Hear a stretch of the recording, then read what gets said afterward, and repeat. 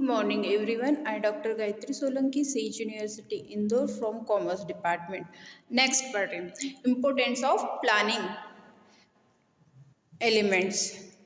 ठीक है, प्लानिंग के कौन कौन से एलिमेंट्स इम्पोर्टेंट होते हैं। सबसे पहले एम हमारी सोच, हमारा विचार, हम किस सोच से किस विचार से प्लानिंग कर रहे हैं, उसके लिए हम सबसे पहला हमारा क्या रहता है प्लानिंग में, हमारी सोच, हमारा विचार। Organisation should be define the aim सबसे बड़ा एम है। आज संजीव सर ने अगर ये बिल्डिंग स्टार्ट करी है, यूनिवर्सिटी खोली है, तो उसके पीछे भी उनका एम है। सबसे पहले कॉलेज के बाद उन्होंने यूनिवर्सिटी बनाई, ठीक है, ये उनका एम था। सेकंड है ऑब्जेक्टिव, मेरे क्या उद्देश्य है, किस उद्देश्य से मैं प्लानिंग कर रहा हूँ। सिर्फ और सिर्फ उद्देश्य किसी भी बिजनेसमैन का ये नहीं होता है कि हमको प्रॉफिट अर्न करना है। प्रॉफिट के साथ साथ क्या रहता है बताइए।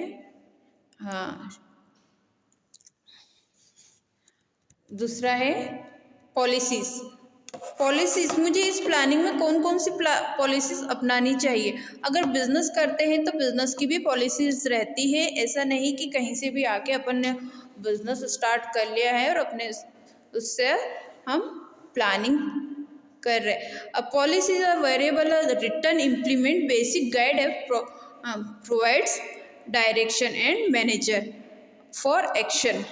आज मैंने प्लानिंग करी है, ठीक है, प्लानिंग अपने मैनेजर को बताऊंगी, वो उस पर क्या लेंगे, एक्शन लेंगे। Policies guide the action of the organisation, perform the end objectives various area and appreciation.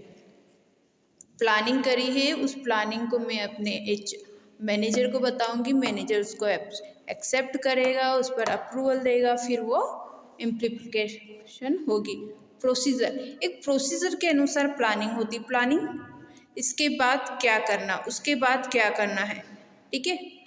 आज यूनिवर्सिटी रन हो रही है तो प्रोसीजर ही है ना। सबसे पहले क्या करेंगे, एडवर्टाइजमेंट निकालेंगे स्टूडेंट्स की, ठीक है, एडमिशन के।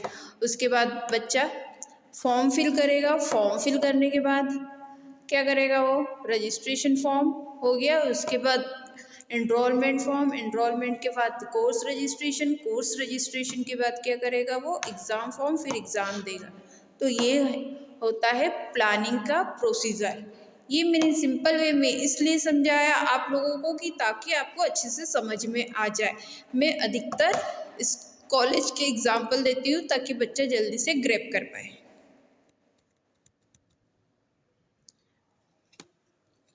मेथड, अब इस प्लानिंग को मेथड में कन्वर्ट करते हैं। रूल्स, प्लानिंग का क्या है, रूल्स। फिर बजट के बाद आज मैं प्लानिंग कर रही हूँ, ठीक है, प्लानिंग बहुत बड़े बजट में नहीं करना मुझे। प्लानिंग जितने छोटे बजट में होगी उतनी अच्छी सक्सेसफुल रहेगी। नहीं तो हमने प्लानिंग में ही सारा बजट ख़त्म कर दिया तो हम आगे कैसे बिजनेस रन करेंगे।